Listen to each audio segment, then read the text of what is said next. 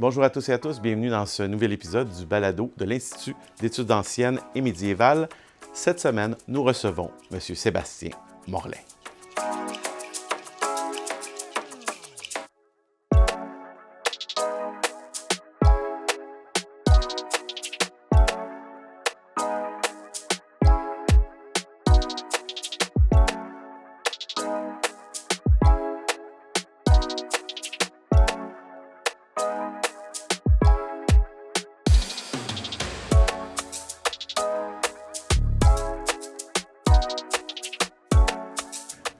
Bonjour, bienvenue à Écho du passé. Aujourd'hui, nous avons un invité de marque, M. Sébastien Morlet. Bonjour, M. Morlet. Bonjour. Dans un premier temps, M. Morlet, est-ce que vous pourriez nous expliquer un peu votre parcours académique? Oui, moi je suis français, j'ai fait mes études à Paris, j'ai un parcours très classique pour un Français, j'ai fait des classes préparatoires, des études de lettres classiques, j'ai intégré l'école normale supérieure à Paris, j'ai passé une agrégation de lettres classiques, ce qui est un peu la voie normale en France pour enseigner ensuite le grec et le latin, et puis je me suis spécialisé en patristique au niveau du doctorat, voilà, que j'ai soutenu en 2006.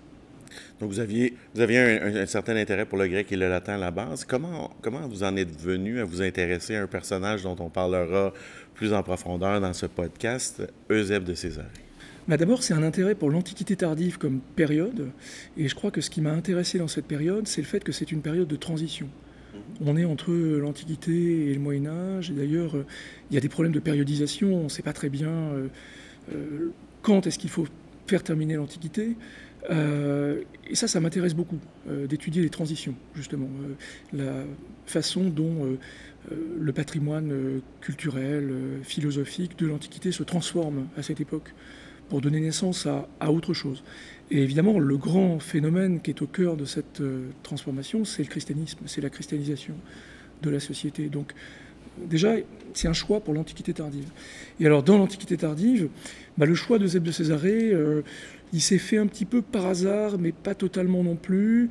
Mon directeur de recherche, qui s'appelle Olivier Munich, à la Sorbonne, m'avait proposé deux corpus très différents.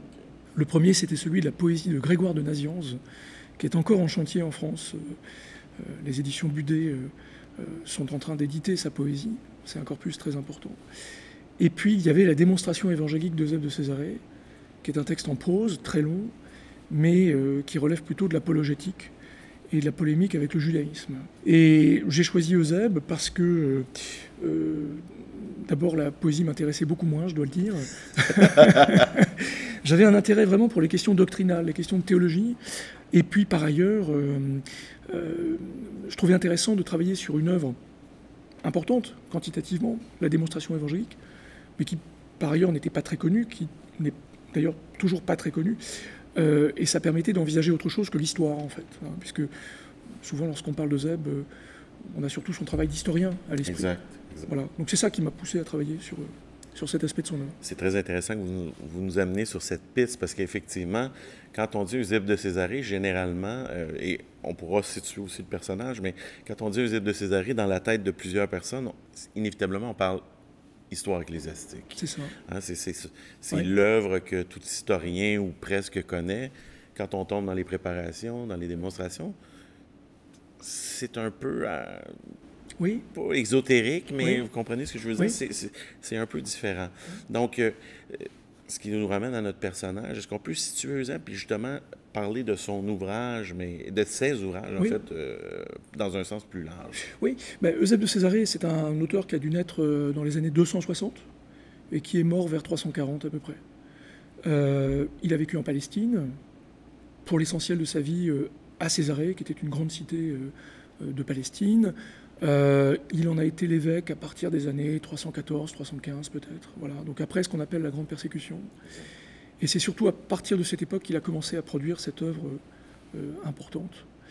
On le connaît surtout pour son implication dans ce qu'on appelle la crise arienne, c'est-à-dire ce grand débat théologique à partir des années 320 autour de la question de la Trinité, du statut du Verbe, notamment dans la Trinité.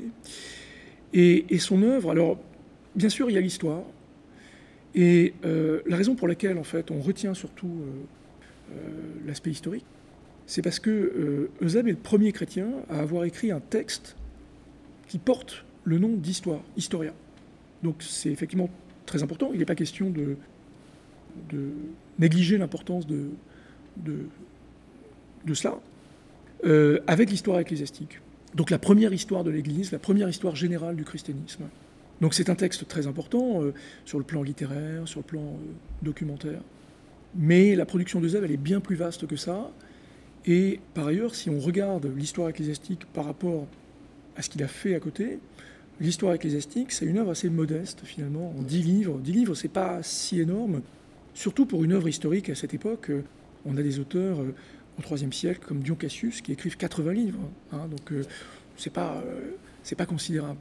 Alors, à côté de l'histoire ecclésiastique, qu'est-ce qu'on a? D'une part, on a d'autres textes historiques. On a la Chronique, qui est une histoire universelle.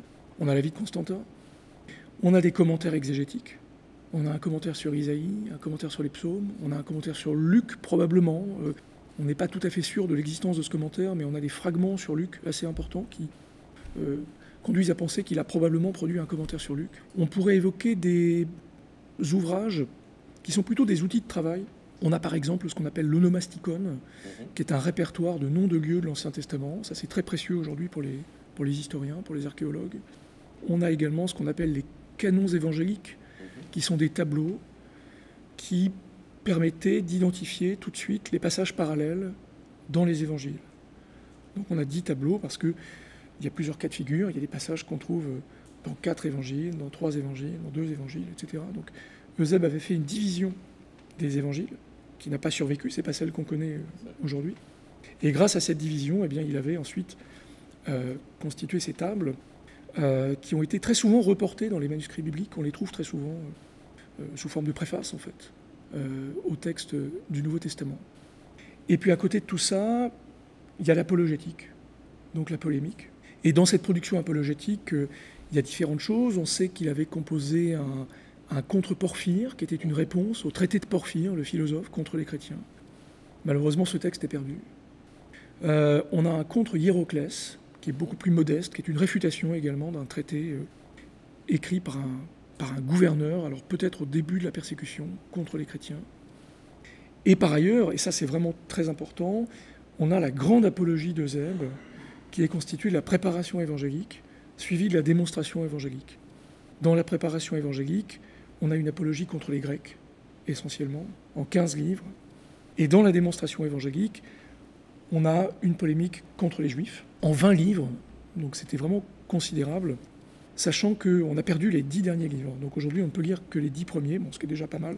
Mais vous voyez, au total, ça fait 35 livres, donc c'est beaucoup plus long que l'histoire ecclésiastique. Et je pense que, probablement, dans l'esprit d'Eusèbe, c'était son opus magnum, en fait. C'était vraiment le texte le plus important. Exact. Ce qui est très intéressant dans ce que vous venez de nous dire, on va aborder plus en détail les liens entre christianisme et philosophie. Donc, est-ce que vous diriez, parce qu'on vient de parler justement de son apologie un peu contre les Grecs et contre les Juifs, est-ce que vous diriez que Eusèbe est justement, et vous en avez parlé, un point tournant, c'est-à-dire entre peut-être ce qui était avant Eusèbe, une polémique vraiment contre les Juifs en tant que tels, c'est-à-dire la nouvelle religion versus l'ancien culte, et là, une espèce de tendance qui avait été débutée à Alexandrie sous Origène, etc., à se réapproprier jusqu'à un certain point le bagage de la philosophie grecque dans l'œuvre chrétienne. Oui, mais en fait, il y a les deux aspects chez Eusèbe, vraiment. Et d'ailleurs, ce qui est intéressant dans cette grande apologie, c'est que c'est la première fois dans la littérature conservée qu'un auteur associe ces deux polémiques. Il envisage... Parce que les autres ne le font pas. Non, c'est-à-dire qu'on a vraiment deux traditions qui sont distinctes. Il y a vraiment la tradition anti-juive, c'est-à-dire on écrit des textes contre les juifs, ou bien on écrit des textes contre les Grecs. Tertullien et Justin, etc. Voilà, exactement, dès le IIe siècle. Et là, pour la première fois, les deux sont associés, parce que Eusèbe a un projet qui est plus ambitieux, qui est un projet de défense du christianisme global, qui implique une réflexion profonde, théologique, sur la nature même du christianisme par rapport aux autres religions. Quelque chose qui annonce un petit peu la cité de Dieu d'Augustin. Vous voyez, on est un petit peu dans cette tradition-là. On est au début de ce genre d'ouvrage qui ressemble un peu à des sommes théologiques, dans lesquels on va finalement combattre sur les deux fronts. Pour situer justement les gens, vous venez de parler d'Augustin. Augustin est un peu plus tardif que Eusèbe. Donc, est-ce que vous diriez que justement qu'Augustin est un petit peu un héritier d'Eusèbe? Ben, c'est possible. Effectivement, Augustin, c'est la fin du IVe siècle et le début du Ve siècle. Il y a des liens entre la préparation évangélique et la Cité de Dieu. Je ne sais pas s'il faut en conclure qu'Augustin connaissait la préparation d'Eusèbe. Vous savez qu'Augustin insiste sur le fait, dans les confessions notamment, qu'il n'était pas très bon en grec, mais il ne faut pas forcément le croire. Hein. Ouais. Il y a des liens objectifs autour justement de la réflexion sur la philosophie. Le débat avec le néoplatonisme, notamment, qui est un point commun très important entre Augustin et Eusèbe. Donc moi, je n'exclurais pas qu'Augustin ait connu au moins une partie de la préparation évangélique. Là, vous venez nous parler justement de néoplatonisme. Quelle est la part d'Eusèbe de Césarée sur cette réflexion, là, cette reprise, en fait, de la philosophie grecque à même le christianisme? Alors, Eusèbe s'inscrit d'abord dans une tradition qui a commencé au IIe siècle à peu près, avec ceux qu'on appelle les apologistes, hein, souvent Justin, Aristide, Athénagore, donc des auteurs qui, dès le IIe siècle, écrivent des défenses du christianisme, beaucoup plus modestes que celles d'Eusèbe, hein, ce sont des textes beaucoup plus courts, et qui, dans ces textes, engagent déjà une réflexion sur le rapport à l'hellénisme. Et dans ces textes apologétiques, on a grosso modo deux perspectives sur cette question.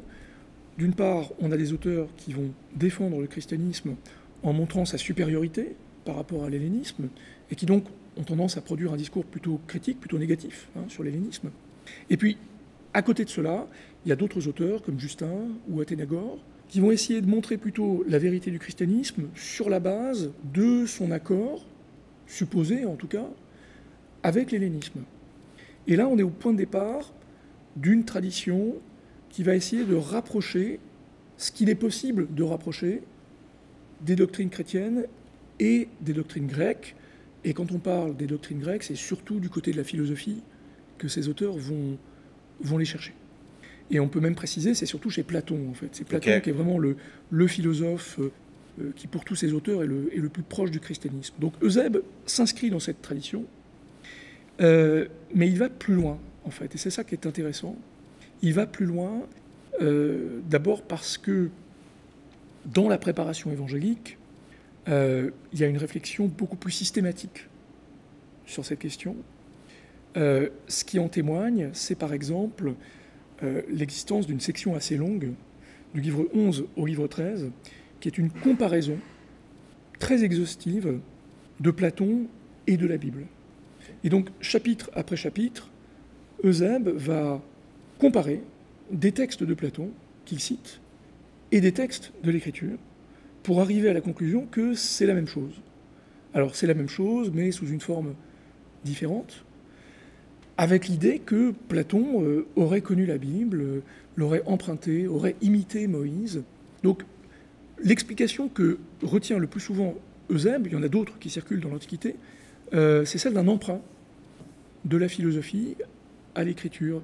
Et encore une fois, l'originalité de sa démarche par rapport à ses prédécesseurs, c'est le caractère systématique de la démonstration, l'ampleur des parallèles qu'il est capable de mettre en avant. Ce qu'on peut préciser également, c'est que à côté de Platon, Eusèbe est le premier auteur chrétien à s'intéresser véritablement à ceux que nous appelons les néo-platoniciens. Alors, lui n'utilise pas ce genre d'expression. Il parle plutôt des platoniciens, en fait, des exégètes de Platon.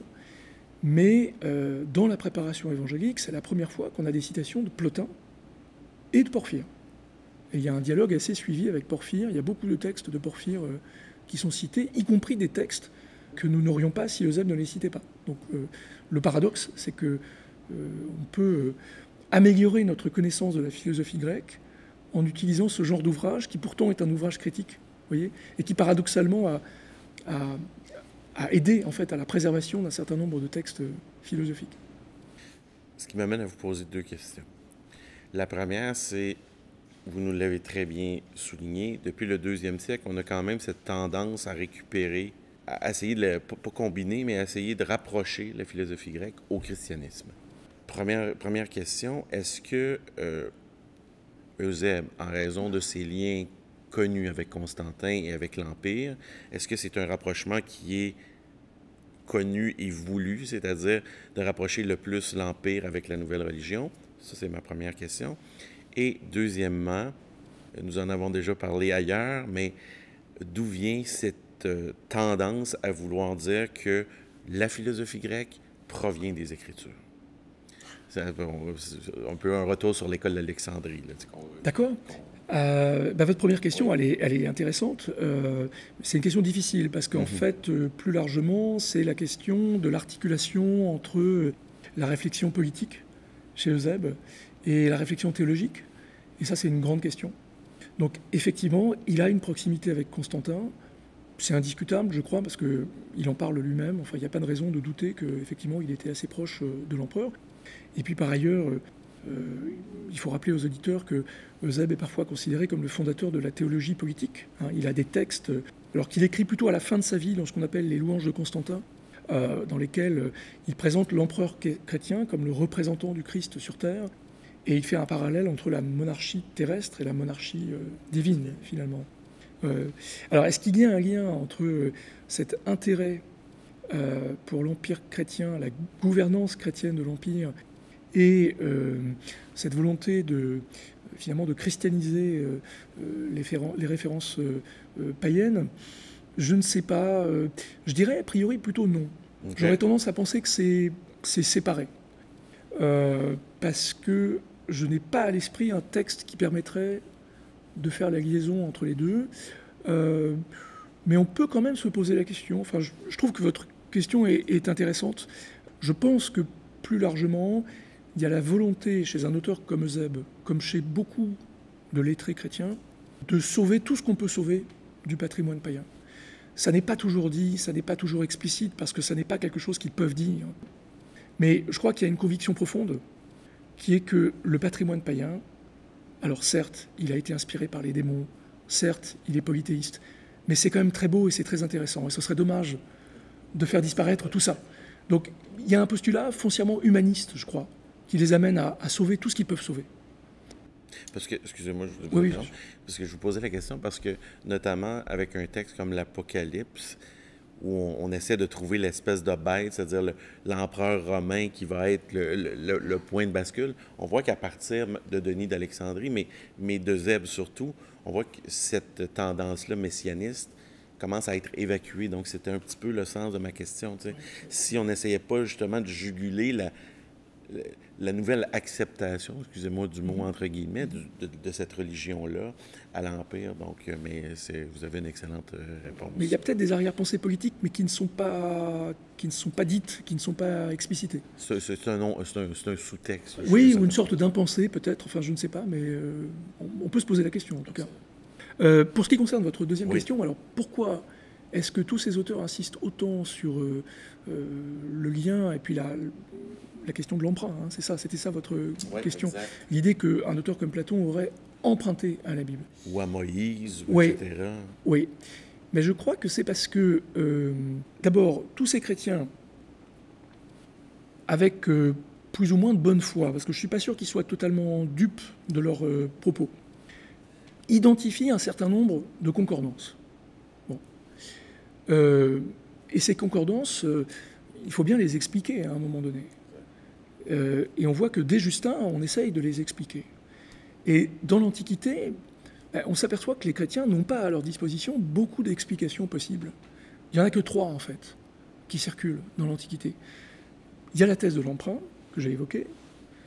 Il y a une idée qui est formulée par Justin pour la première fois, qu'on ne va pas retrouver très souvent dans l'histoire, qui est que finalement, ces concordances seraient des coïncidences, qui viendrait du fait que les philosophes ont fréquenté la raison, le logos en grec.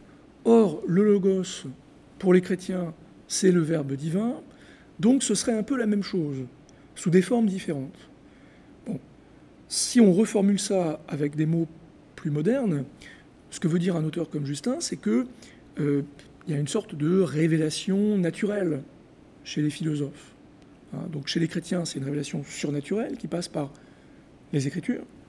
Chez les philosophes, ce serait le même logos qui s'exprime, mais sur un mode naturel, humain, celui de la raison humaine. Bon.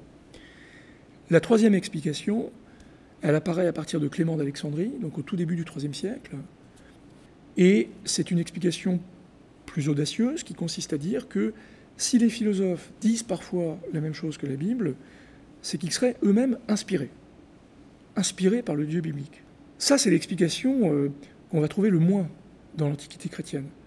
Et pour des raisons simples, c'est qu'elle a dû être jugée trop audacieuse, peut-être même pas très orthodoxe, parce qu'elle consiste finalement à faire rentrer la philosophie dans une histoire de la révélation, ce qui pose plusieurs problèmes.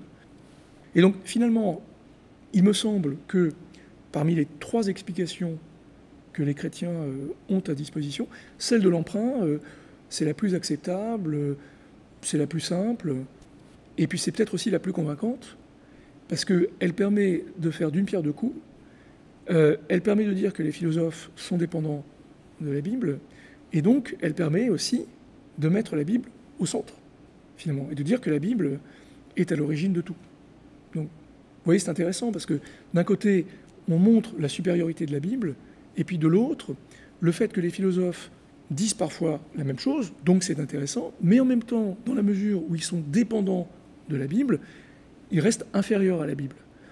Et ça permet parfois aux auteurs d'associer à ce propos des notes plus critiques sur le mode Platon s'est inspiré de Moïse, mais il ne l'a pas compris, il a fait des contresens. Donc vous voyez, c'est très pratique parce qu'on peut dire à la fois que les philosophes disent du vrai, et en même temps qu'ils se sont trompés, qu'ils ont ajouté des idées qui leur étaient propres. Donc finalement, sur le plan heuristique, cette explication, elle est très pratique. Et je pense que c'est pour ça qu'elle s'est imposée. C'est très intéressant que vous parliez de ça. Et on va pousser un petit peu plus loin.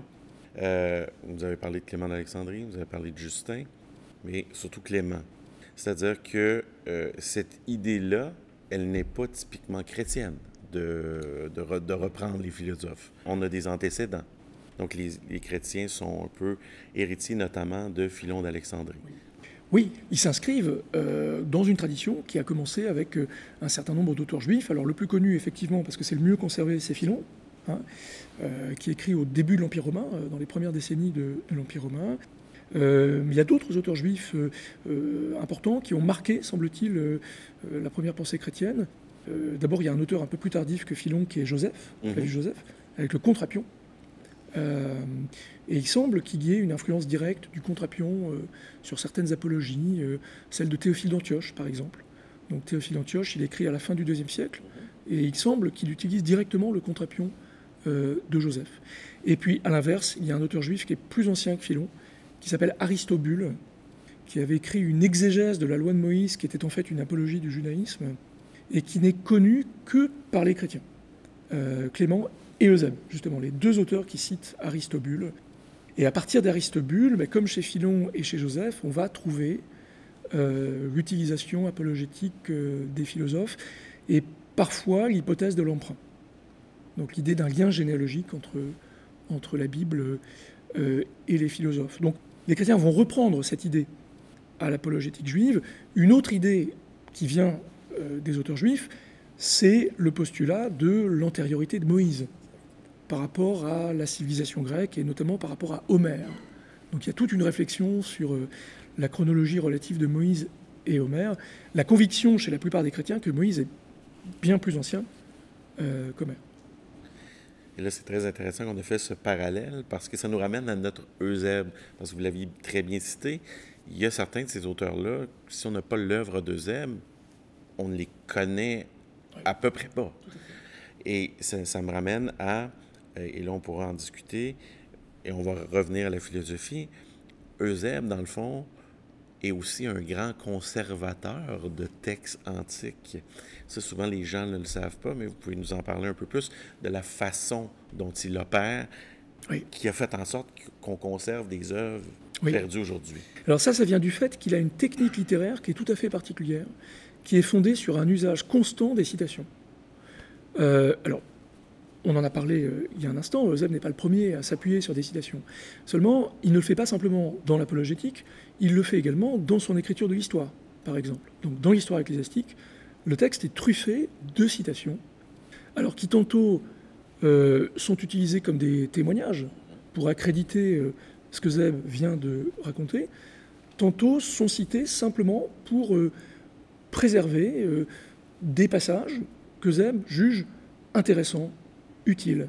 Et dans l'histoire ecclésiastique, c'est ce qu'il fait notamment lorsqu'il s'intéresse à l'histoire de la littérature chrétienne. Il a à cœur de sauver, on dirait aujourd'hui, les beaux passages, les morceaux choisis, enfin des passages qui lui semblent intéressants parce que dans tel ou tel passage, l'auteur s'est questionné sur le statut de l'Apocalypse, par exemple, parce que pour Eusèbe, c'est toujours un problème. Est-ce que l'Apocalypse est vraiment un texte canonique? Donc il engage une enquête là-dessus, et chaque fois qu'il peut citer une page d'un auteur sur l'Apocalypse, il le fait, parce que ça l'intéresse. Et donc, du fait de cette technique littéraire, il faudrait ajouter également que ce qui caractérise Eusèbe, c'est qu'il n'hésite pas à citer des textes très longs, hein, dans la préparation évangélique, dans nos éditions, parfois, on a des citations qui courent sur 10 pages. Et ça, c'est vraiment nouveau. C'est assez nouveau. Voilà. La conclusion, c'est que, comme vous dites, il a sauvé de l'oubli quantité de textes. Il faudrait faire la liste des textes que nous n'aurions pas si Eusèbe n'avait pas cité tous ces auteurs. Et ce que je suis en train de dire concerne aussi bien des textes juifs, on en a dit un mot, Aristobule, il y a des extraits de Philon également, que nous n'avons que par Eusèbe, que la littérature païenne. On a du Plutarque, on a du Porphyre, on a d'autres philosophes moins connus qui ne sont conservés que par Eusèbe. Et par ailleurs, ça concerne aussi la littérature chrétienne, hein, la littérature chrétienne des 3 premiers siècles. Donc c'est vraiment effectivement considérable. Ça donne à l'œuvre d'Eusèbe l'allure quasiment d'une bibliothèque littéraire un peu à la Photius. Hein, vous savez, Photius, ce patriarche byzantin qui a laissé ce qu'on appelle une bibliothèque, qui est une série de notes de lecture. Alors c'est pas ce qu'on a chez Eusèbe, on n'a pas de notes de lecture, mais on a quand même, de fait, un aperçu de ses lectures à travers toutes ces citations qu'il fait. Et là, on rentre justement dans le sujet christianisme et philosophie. Sur notre étude moderne de la philosophie, qu'est-ce que justement Eusèbe nous a conservé qui nous aide à mieux comprendre jusqu'à un certain point la philosophie grecque qui est aujourd'hui disparue? Alors je pourrais prendre plusieurs exemples, mais celui qui est peut-être le plus notable, c'est celui du médioplatonisme, ce qu'on appelle le médioplatonisme, c'est-à-dire le platonisme entre la fin de l'Académie, au 1er siècle avant notre ère, et Plotin. Donc, grosso modo, c'est le platonisme entre le 1er siècle avant notre ère et le tout début du 3e siècle. Hein, ça court sur un peu plus de 3 siècles. C'est une période du platonisme qui est mal connue, parce qu'à part un auteur comme Plutarque, les auteurs en général ne sont pas conservés ou sont très mal conservés. On n'a que des fragments. Et Eusèbe améliore considérablement notre connaissance du médioplatonisme. Notamment, il cite très fréquemment 2 platoniciens constitués au 2e siècle aujourd'hui, qui sont Atticus et Numénius. Et pour ces 2 auteurs, vraiment, le témoignage d'Eusèbe, il est capital. Donc là, vous voyez, il nous permet en fait de remplir une lacune. Donc on n'a rien, si on n'a pas Eusèbe, est-ce qu'on a des choses sur ces 2 auteurs-là? Oui, mais on a des témoignages mais qui sont moins directs. Chez les néoplatoniciens, chez Proclus par exemple, Proclus, au 5e siècle, va reparler de ces 2 philosophes, mais il en parle de façon moins précise.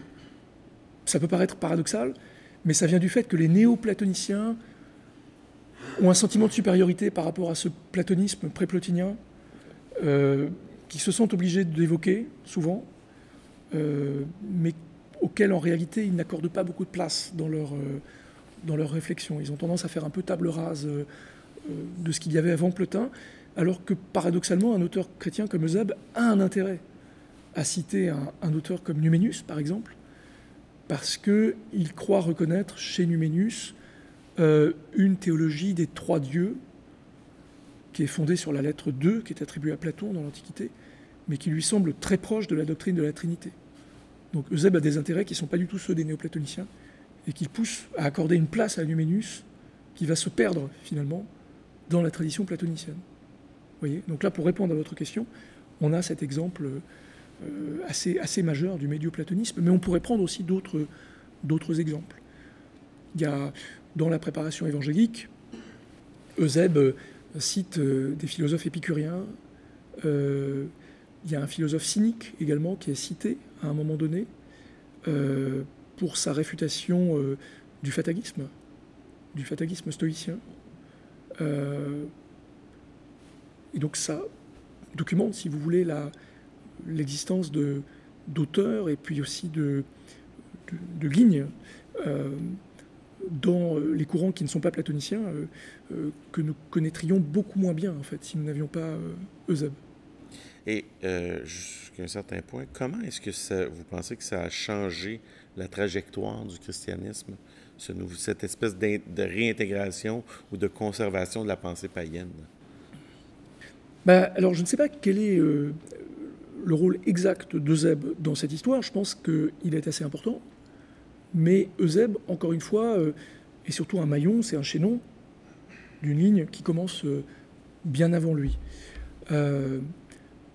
L'importance de cette réflexion, elle est majeure, parce que pour moi, elle est vraiment au cœur de la constitution de la théologie chrétienne, d'un discours rationnel qui est constamment emprunté aux catégories de la philosophie pour penser les données de la foi. Donc, on pourrait prendre quelques exemples. Dans la théologie chrétienne, dès l'époque d'Eusèbe, on a déjà toute une série de concepts qui ont une source philosophique. Il n'y a qu'à penser au terme logos, par exemple, qui est utilisé pour désigner la deuxième personne de la Trinité. La Trinité elle-même est une doctrine qui émerge progressivement au cours du IIe siècle et qui émerge pour les mêmes raisons qu'émerge à la même époque, du côté platonicien, une conception, alors on ne peut pas dire trinitaire, mais on peut dire triadique de la divinité, qu'on va retrouver chez Plotin, avec les trois hypostases principes. Et en fait, des deux côtés, du côté chrétien comme du côté philosophique, la source ultime, qui est explicite, y compris chez les chrétiens, c'est la fameuse lettre 2 de Platon, qui d'ailleurs n'est pas de Platon, c'est ça qui est amusant. C'est peut-être un texte pythagoricien qui évoque les trois rois de l'univers. Justin cite explicitement ce texte, il le met en rapport avec la conception chrétienne de Dieu. Donc on voit qu'une doctrine aussi importante que la doctrine trinitaire, elle a elle-même une origine philosophique. Donc toute cette réflexion patristique, elle est vraiment à la source de la constitution de la théologie chrétienne et elle va marquer durablement l'histoire de la théologie. C'est intéressant que vous notiez ça parce que j'ai parlé un peu plus tôt du messianisme. Mais justement, est-ce que l'intégration de la philosophie grecque n'a pas permis jusqu'à un certain point au christianisme de perdurer ou de se transformer, c'est-à-dire que l'attente étant de plus en plus longue du retour du Messie, est-ce que justement toute cette philosophie-là et ces concepts ne permettent pas de changer un petit peu la trajectoire et de dire on a une philosophie aussi de vie à travers notre religion. Donc, on peut repousser l'avènement, le retour. C'est très intéressant ce que vous dites. C'est pas une question qu'on pose souvent d'ailleurs, mais je trouve intéressant de faire le lien entre les deux. Effectivement, il y a une disparition de l'attente en quelque sorte, enfin une sorte d'occultation de l'eschatologie. D'ailleurs, même chez un auteur comme Eusèbe, qui parle très peu de l'eschatologie, c'est intéressant. Et peut-être effectivement un recentrement sur finalement ce qu'il faut faire au présent. Et je serais assez d'accord avec ce que vous suggérez, c'est-à-dire qu'on peut se demander si cet apport philosophique n'a pas aidé, n'a pas contribué finalement à recentrer les intérêts des chrétiens sur finalement la question des devoirs présents et puis aussi de la connaissance. Qu'est-ce qu'on peut connaître de Dieu? Que dois-je faire? Que puis-je connaître? Finalement, ce sont déjà les questions que Kant posera bien plus tard, mais finalement la philosophie aide à ça, finalement. Elle aide à se recentrer sur des questions présentes. Ouais. Non, parce que ça m'a passé aussi un peu à l'esprit quand vous avez parlé de Constantin qui devient comme le roi terrestre versus le roi céleste. Donc, il y a toujours une espèce d'équilibriste entre deux mondes, l'ancien monde et le nouveau monde. Donc, c'est d'où ma question. Et en terminant, parce que je pense qu'on va être sur notre fin, si vous aviez un ou des ouvrages d'Eusèbe à suggérer aux gens, lequel suggérez-vous? C'est très simple. Je pense qu'il faut regarder l'histoire ecclésiastique, même si ce texte est un peu déroutant à première vue, parce que, encore une fois, il est truffé de citations, et puis on ne va pas forcément trouver dans l'histoire ecclésiastique ce qu'on s'attend à trouver. On s'attend peut-être à trouver un récit, un beau récit, mais en fait c'est avant tout une enquête, c'est une recherche à la Hérodote. c'est un ouvrage de recherche, vraiment. Eusèbe essaye de rassembler tout ce qu'il peut rassembler qui concerne les 3 premiers siècles chrétiens. Bon, mais c'est une œuvre quand même très, très intéressante.